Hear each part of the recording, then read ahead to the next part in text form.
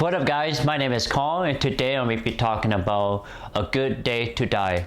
A Good Day to Die. This starred Bruce Willis. There's another actors in there here, but excuse me, I don't remember his name, but it will be in the tag. So this is, I think, the fifth series or fifth movie of the Die Hard, I guess you can say, universe or saga, or the life of this officer. So I'll talk about what I did like about this movie. I generally like Bruce Willis overall. He's okay in this movie. I like some of the chase scene here was pretty. I say it does give me a little bit of rush. A little bit of rush. What else here? There's not much. Not a lot of good thing about this movie. There's not a lot. It's just not. So let's just jump into the con of this movie. One,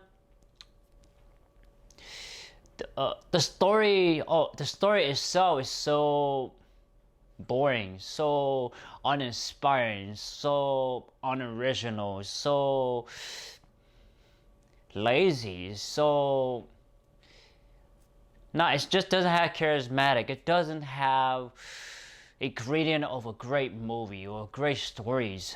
It doesn't. The characters of Bruce Willis and his son, I just didn't really care. I just don't care because there isn't any thing that would sort of explain the father and son struggle. The father and son dynamic with their relationship is just not that great. They don't really quite show it. They talk about it, but they don't show it. So that's kind of a knockdown for me. What else? The villain here. I don't feel the villains are interesting. I don't feel the villain was threatening. Yes, he's intelligent. He has some info or some information, but that was it. This villain feel like a run-of-the-mill villain of the early 90s. It's just a brainless villain, basically, who's trying to be like they're all, powerful, intelligent, but this is just a weak villain. It's just a superficial villain. It just doesn't do anything. The villain only exists so the hero or the main character could overcome or fight or beat. It was just boring. The villain had no depth, no character, no motivation, no struggle of their own. You don't see it here. It's just plain. It's just boring. There's no effort that was put into the character development of either the villain or the protagonist. It's just there's nothing there. It's just nothing. It's just tasteless. It's just boring. It just have any ingredient of a good movie. And I keep saying that, and it's important to have all these little bits of things to make it a good story. And this movie does not have any of that. The action isn't that great either. It just wasn't seem choreographed. It just didn't seem interesting. It doesn't seem like a big action blockbuster. It seemed really like budget. It looks small. It looked there's a lot of cuts, and you can tell it's just, the action sequence, it wasn't really interesting. Was it interesting, or was it spectacular or original or awesome to watch? None of that. Well, the minions are just throwaway minions. They're just crap. They don't do anything. They don't do anything here. They just don't. They don't exist in this movie. And I know it's hard.